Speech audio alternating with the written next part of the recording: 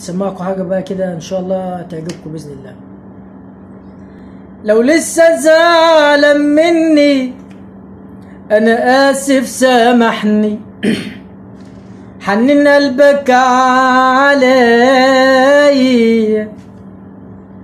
ما تكسرش نفسي طول ما انت بتصدني، انا مش هسامح